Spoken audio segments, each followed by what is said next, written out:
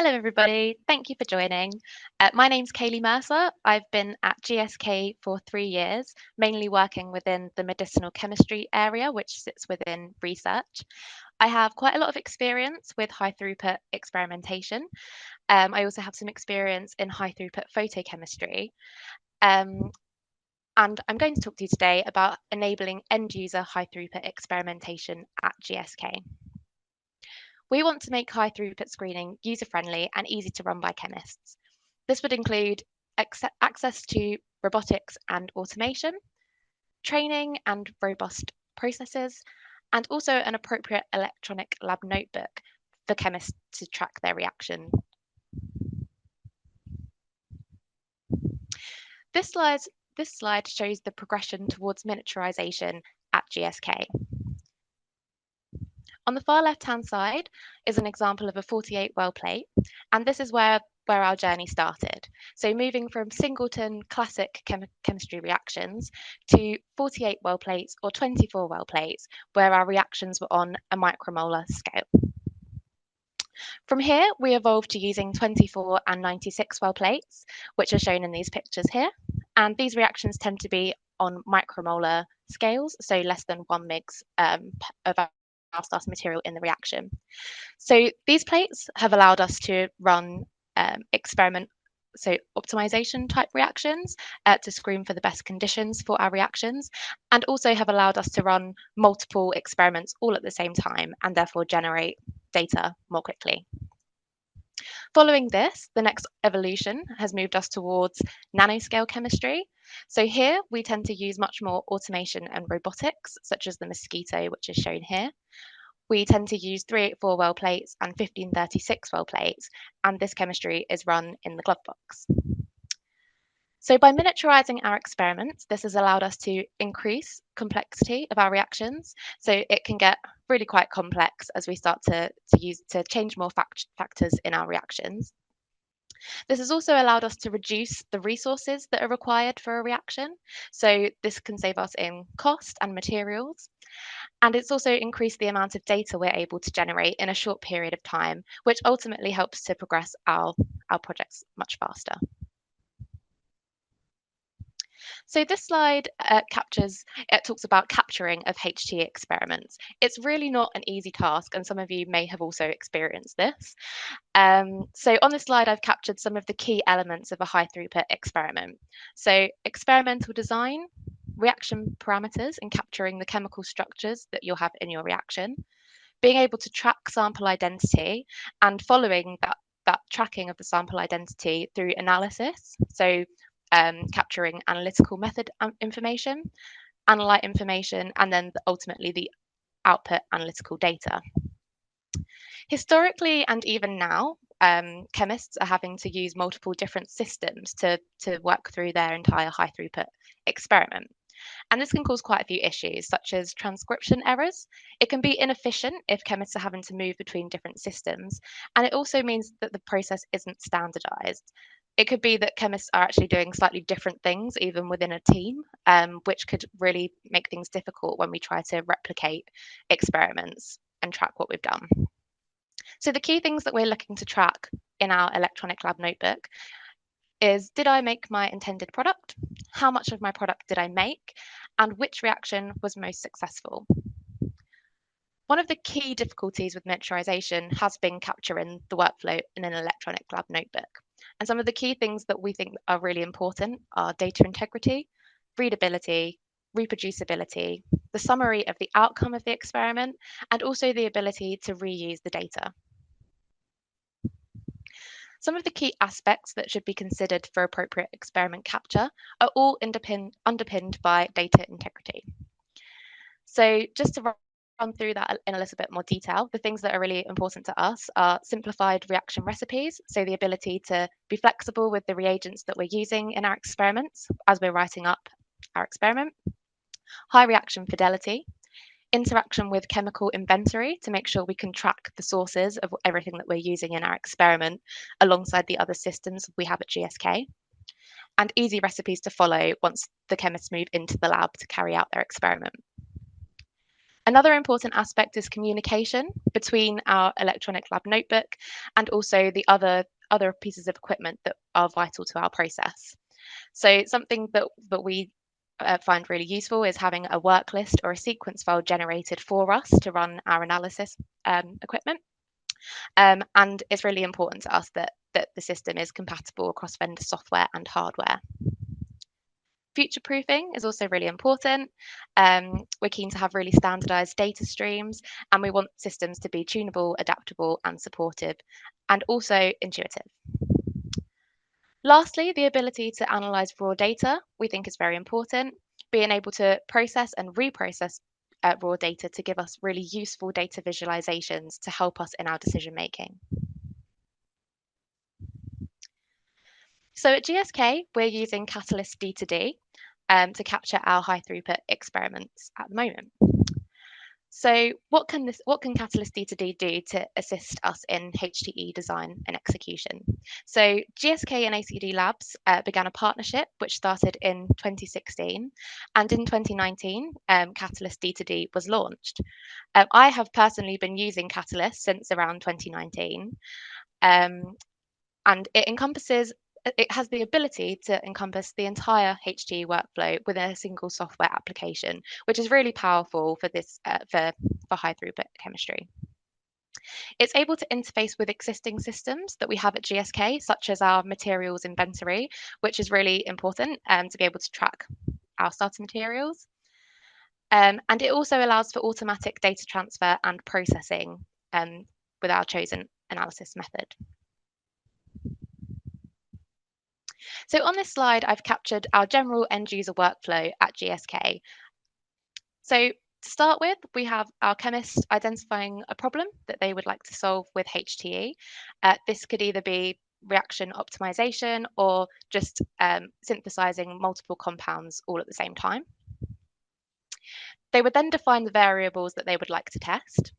And at this point, they're able to move into Katalyst and use Katalyst for most of the rest of the workflow. So chemists can identify the materials used for the experiment within Katalyst. They can then design a plate and create a visualization to make it really easy to see what their plan is in the lab. They can use instructions to physically create stock solutions and reaction plates. The chemist can then complete the screen in the lab and create physical analysis plates.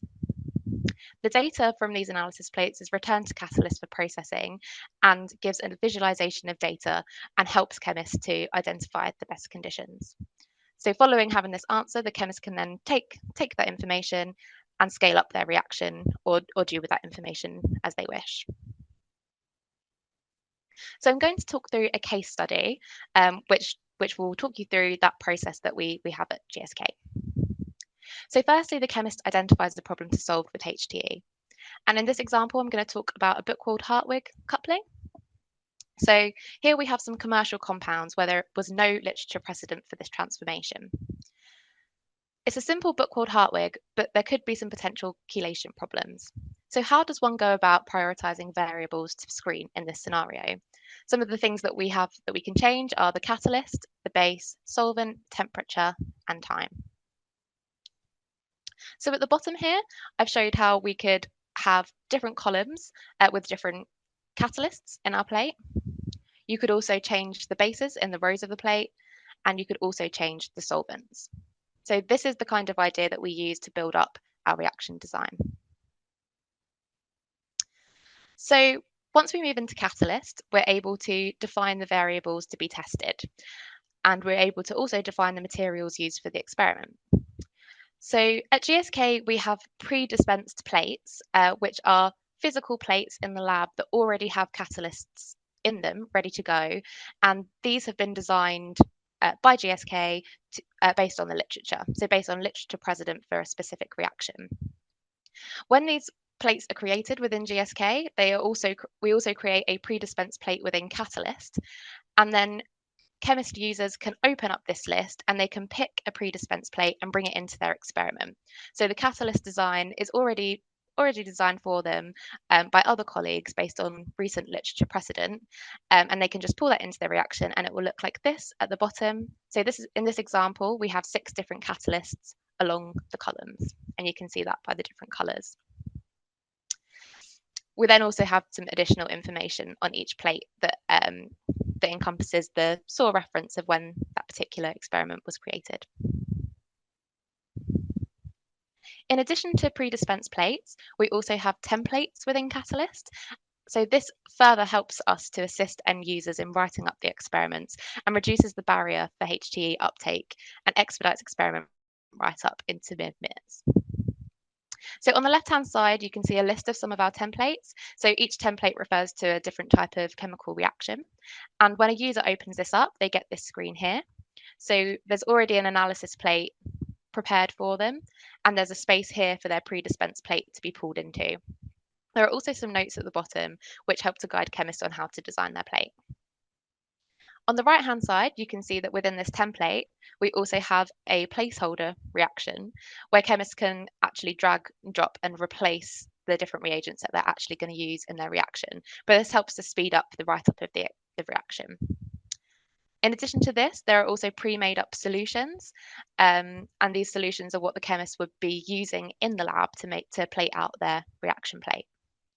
So by having this template and pre-dispensed plate already in Katalyst, it allows chemists to save around 30 minutes of their time, which otherwise they would have to spend writing up the experiment from scratch. So at this point in Katalyst, the user will have been able to design their plate, and here is an example of that plate at the bottom of the screen. So the next step would be design of the plate, which was shown on the last page, and we would need to update this into Katalyst. So again, on the left-hand side, as I already mentioned, you would have your base experiment that you could then update by dragging and dropping your reagents into the appropriate boxes, and this would automatically update your solutions within Katalyst. Once you've opened your pre-dispensed plate and template, Katalyst would look like this. So you have your analysis plate and your catalysts already pre-plated for you. And then you can take your stock solutions and aspirate dispense appropriately onto that Katalyst pre-dispensed plate. You can see at this point, you then have pie charts, which represent the different amounts of solutions that you have in your plate. And the user could then aspirate and dispense this into their analysis plate, which would directly represent exactly what would be going on in the lab. By clicking on any of these wells, the user can see exactly everything that is within that well. And again, that would represent exactly what is taking place in the lab. And the user is also able to track samples across their plates within Katalyst. So in the lab, as users move samples across different plates, this can also be tracked in Katalyst, which is really, really helpful for creating traceable reactions and high fidelity. So following the chemist running the reaction, so this would probably entail them putting their plate on a stirrer hot plate or a tumble stirrer, potentially heating it overnight. They would then want to run some analysis on this. So Katalyst allows us to create sequence files. So this is automatically generated based on how we create our plates within Katalyst, and it's been linked with our LCMS systems at GSK, so it creates the correct input for our LCMS. So this also saves the user about 10 minutes, whereas previously we would have had to write those long input lists in an Excel file. The data is then outputted into a folder, and the Katalyst server sweeps this folder and pulls the data into Katalyst and gives you a visualization like you can see on the right-hand side. So in summary, the automatic data processing of data happens in the web. The consolidated review of live analytical data is present, and there is a direct link back to the experiment conditions per well linked to the analysis data. In addition to having the initial data visualized within Katalyst, there is also an option for users to change some of the settings with their data visualization, and they can actually reprocess data. So we found this really useful because it's allowed us to change the x-axis, so the time of our LCMS, and it means that we can kind of play around with whether or not the solvents are included in our data output. which we have found really useful.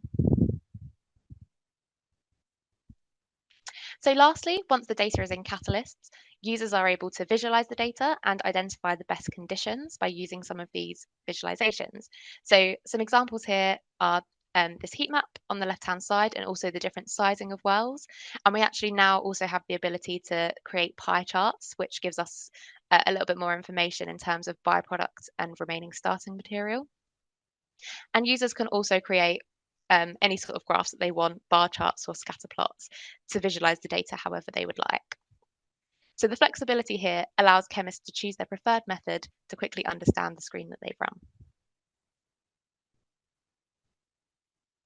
So going back to my earlier slide with my question, what can Katalyst do and how can it help us with high throughput experimentation? Some of the key benefits to these points that are highlighted on this slide are reduction of user error when moving between different systems, when we can do more things within one system. Easy access to chemicals for us. So the fact that Katalyst is integrated with our materials system, we have easy access to chemicals and we're able to track barcodes and things like that really easily without having to manually fill that information in. We have automatic data transfer and processing of our LCMS data, and this makes it really easy to kind of link our reaction wells with the data that's associated. And also Katalyst is able to store our pre-dispensed plate information and templates, which lowers the barrier of HTE and enables more chemists to carry out these kinds of reactions. So on this note, what else should Katalyst do?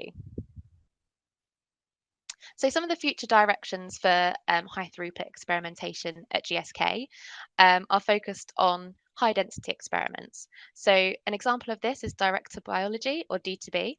So this is essentially testing crude reaction mixtures without prior purifications. Compounds are synthesized using ultra high throughput experimentation techniques. So this tends to be on a 1536 well plate on a nanomolar scale, such as 2 microliters.